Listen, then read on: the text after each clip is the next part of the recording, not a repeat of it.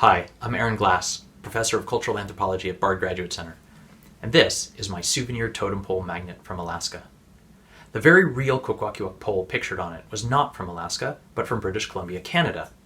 One of a pair, it was carved in the early 20th century as a chief's housepost, showing his family crests, a thunderbird on top of a grizzly bear holding a man. The post was first recorded on the set of Edward Curtis's 1914 fiction film In the Land of the Headhunters, which was made in Fort Rupert, BC.